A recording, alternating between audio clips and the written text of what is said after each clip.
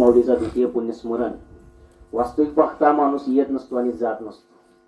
मानवी जीवनाचा जर उद्देश काय असेल तर ते आहे ईश्वर प्राप्ती. आज माऊलीला जाऊन 2 वर्ष झालं. माऊलीचा वास्तविक पाहता माऊलीचा अनुग्रह होऊन मला वाटतं एकदा 8-10 वर्ष होऊन गेले होते. मी फक्त सांगतो त्याचा माझा संबंध कसा आला आणि एक अध्यात्माला आमची सुरुवात कशी झाली. वास्तविक पाहता आम्ही एका ठिकाणी कामाला होतो आणि भागवताचं पारायण चालू होतं.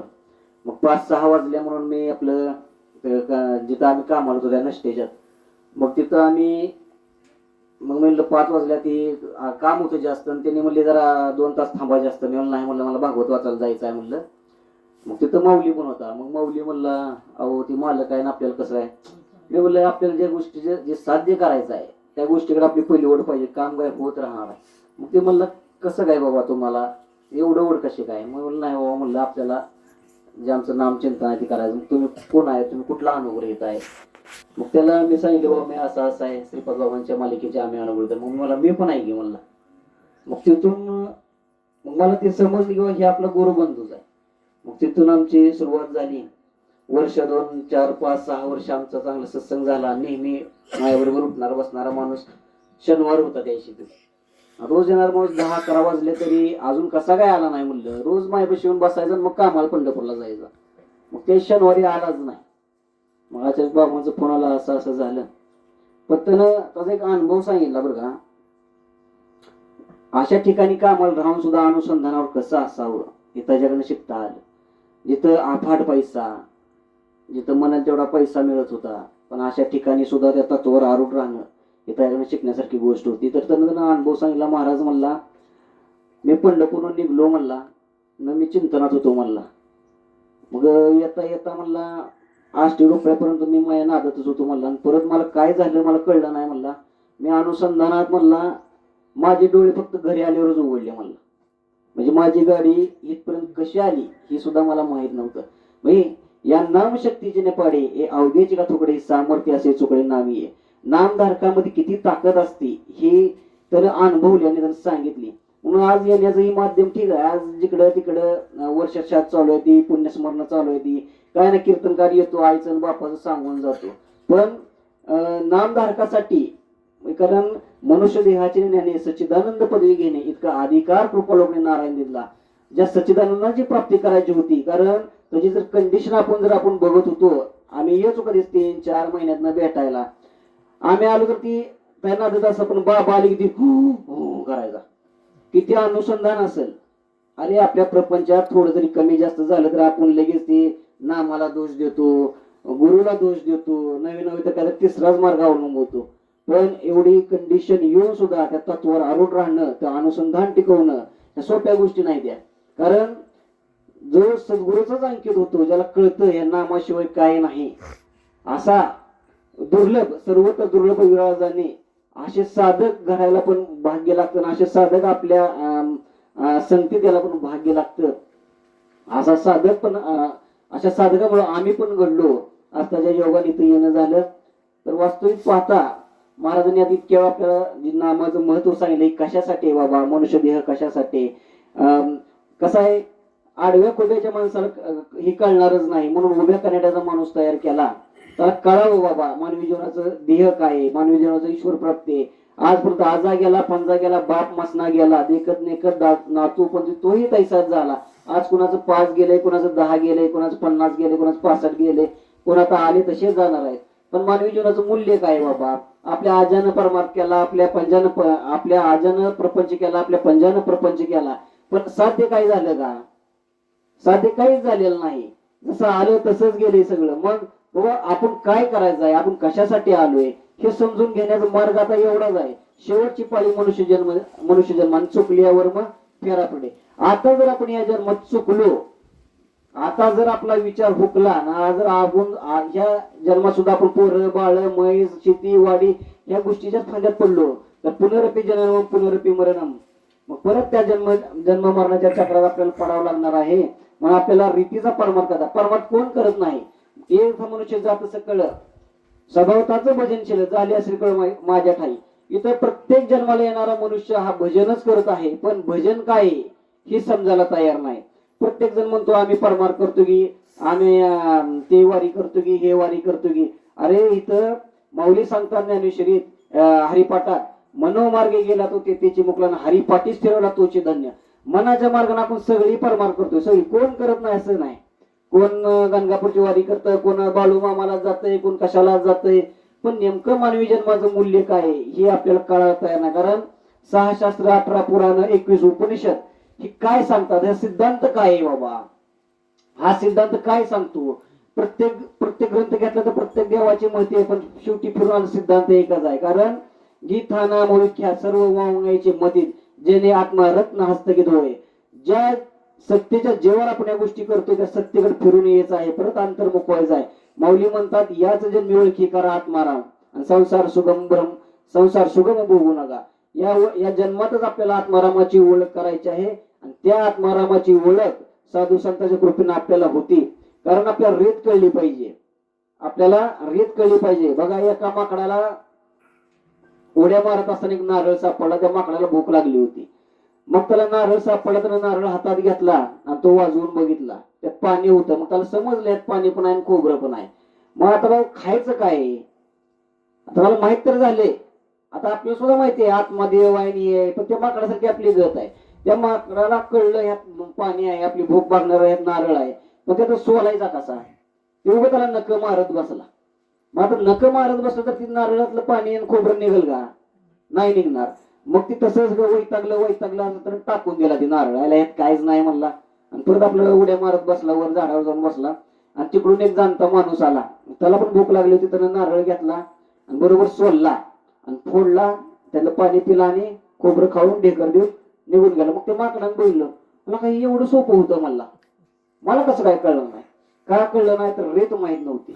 मग तसं आपलं आपण परमार्थ करतो करतो करतो, आपण काय करत नाही, आपल्याला कोणी काय सांगितलं ते करतो. रोज एक देवाला बसतो, आपलं वार कमी पण देव जास्त झालं.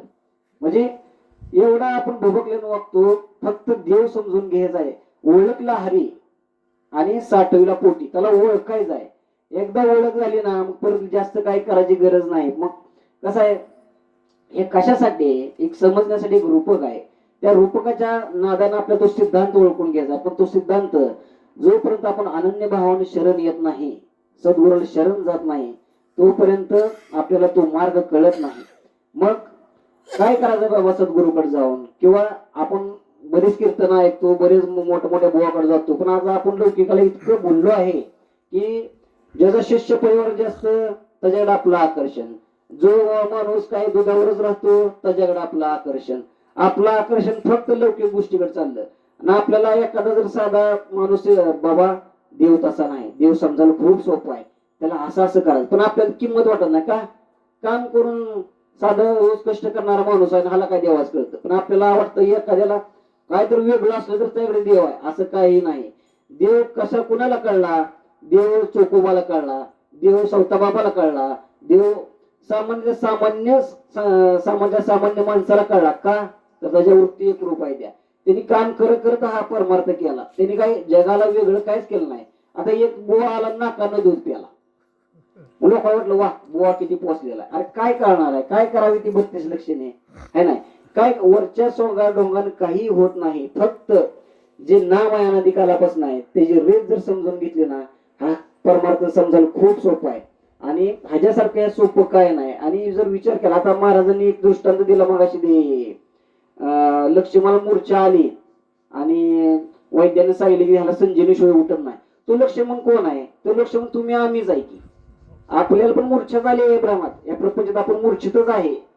जर सूर्योदय नाही झाला, जो पण ती संजीवनी नाही मिळेल तर आपल्याला पण जावं लागणार आहे.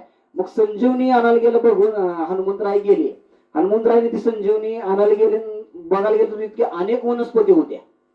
मग नेमकी संजीवनी कुठली, तसंच झालंय. मंत्र तंत्र उपदेशी गुरु गुरु आहेत आई ती, जो शिष्याशी मिळवी निज वस्तीशी त्याशी श्रीकृष्ण सद्गुरु माने.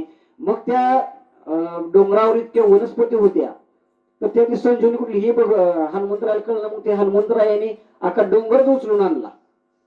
मग म्हणले बाबा मला काय कळलं नाही बाबा तुमच्यानं ती संजीवनी होईल का. मग वैद्याने बरोबर सांगितली ही संजीवनी आहे. मग ती संजीवनी मिळाली, बरोबर. आणि ते संजीवनी म्हणजे नाम होतं. पण नाम मिळालं त्यांनी सांगितलं, नुसतं नाम पण घेऊन उपयोग नव्हता. मग त्यांनी सांगितलं की रामाच्या चरणाचं चरणामृत त्यांनी आणलं. ते चरणामृत म्हणजे भाव आहे. नुसतं नाम पण घेऊन उपयोग होत नाही, त्याला भाव पण तसा लागतो. मग भगवंत म्हणतात नुसतं शरण येण्यानं ही गोष्ट साध्य होत नाही. जो मज होय अनन्य शरण आणि त्याचीच निवारी मी जन्म मरण. अनन्य भावानं शरण यायचं. अनन्य भाव म्हणजे काय? सर्व भावानं. तुझ्याशिवाय तर माझं कोणीच नाही आणि तूच तर येणार, तर तूच मारी. जेव्हा असा अनन्य भाव आपल्यामध्ये येईल, कुठंतरी आपण अंतकरणात विचार केला पाहिजे. आज माऊलीच्या योगानं हे तर येणं झाले. महाराजांनी आपल्याला प्रवचन सांगितलं, त्यांना नामाचं महत्व सांगितलं. आता आम्ही बोलणं म्हणजे चुकीचं आहे, कारण फार कमी असे साधक भाग्यवान असतात की त्याच्या आत्म्याचं कल्याण झालं ते झालंच, पण त्याच्या देहाचं कल्याण झालं, कारण त्याच्या या नाशवंत शरीराच्या राखाला सुद्धा सद्गुरूंचा हात लागला. असे फार कमी साधक असतात. आपल्या सुद्धा मैतीला म्हणजे आपल्या शरीराची जाऊ माती त्याला सुद्धा सद्गुरूंचा हात लागावा, ह्याच्यासारखं भाग्यवान कोण नाही जगात. आपल्याला कळत नाही हो, आपण लय हलक्यात घेतलाय परमार. आपल्याला काय घेणं नाही, देणं नाही, उठायचं नाही, करायचं. आपल्याला वाटतं आपण आपल्या अहंकारात जगतोय. आपल्याला सद्गुरूचं महत्व कळत नाही. कारण ह्या तत्वासाठी जपे तपे संन्याशी बघा एकेका पायावर उभारून आपल्या सहज मिळते, म्हणून आपल्याला किंमत वाटत नाही. म्हणून ज्यांना मिळाले त्यांनी त्याची खरीच किंमत समजून घ्या, त्याचं अनुसंधान सोडू नका. आणि ज्याला मिळालं नाही तर कुठंतरी येऊन जवळ या आणि विचारा की बाबा काय मला मानवी जीवनाचं मूल्य समजून घ्यायचं आहे. कारण तुम्ही कुठं जरी गेला तर तुम्हाला देवाच्या गप्पा सांगितल्या जातील, तुम्हाला बहिर्गत परमा सांगितलं जाईल. कारण आपल्याला संत आणि बुवा यातला फरकच कळायला तयार नाही. आता साधा सोपा विषय काय आहे, आपल्याला जर एखादा सांगायला लागला वारी करा, मठाला दान करा, अन्नदान करा, तर समजून जायचा हा बुवाचा परमार्थ आहे.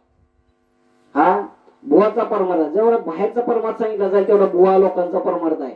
पण जो अरे तोच आहे तुझ्यापासून परीत जागा चुकलाशी, आणि तुझा जो चैतन्य आहे, या उपाधी माझे गुप्त चैतन्य असे सर्व तुला संत सुख, तुझ्यामध्ये जे चैतन्य आहे ते देव आहे. आणि त्याला बघण्याची रीत अशी आहे, त्या रीतीने जर तू नाम स्मरण केलं तर तुला अनुभव होईल. आणि त्या अनुभवानं तुला या विश्वाचं ज्ञान होईल, तुला स्वतःचं ज्ञान होईल. असं ज्ञान तुझ्यापाशी हा परमार्थ संताचा असतो. पण आम्ही बुवाच्या नादी लागून आम्ही संतांकडे दुर्लक्ष करतोय, संतांना हलक्यात घेतोय, त्यामुळे आपल्याला कळाला मार्ग नाही.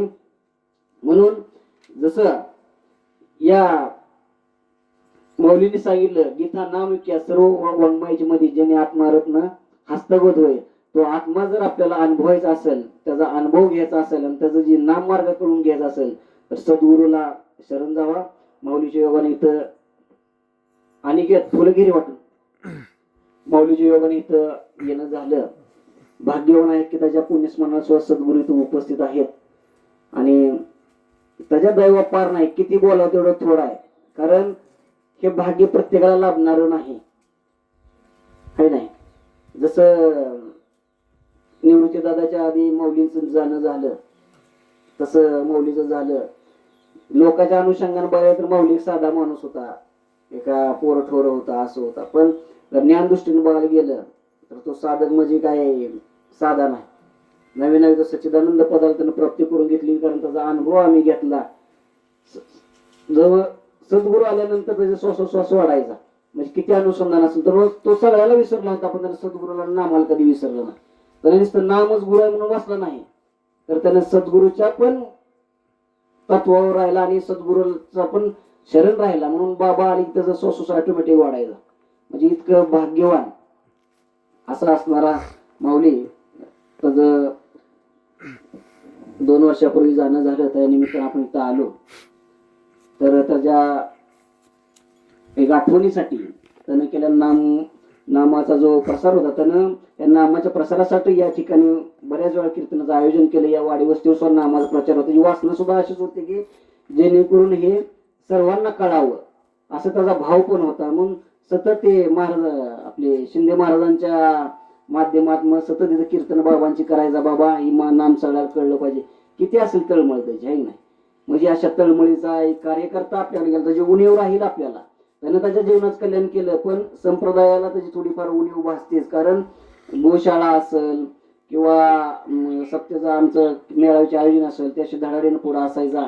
नितीन महाराज काय कमी लागलं तर मला सांगा म्हणायचं. मग असा होता. तर त्याचं जाणं औचित्यच अचानक जाणं झालं. धर्म कार्यासाठी त्यानं जेवढा पण त्याचं जीवन मिळालं त्यानं त्यासाठी त्यानं पूर्ण समर्पणानं हातभार लावला. तर त्याच्या या आता पुष्पवृष्टी टाकून त्याच्या जीवनाला आपण एक आदरांजली वाहूया. पुंडलिका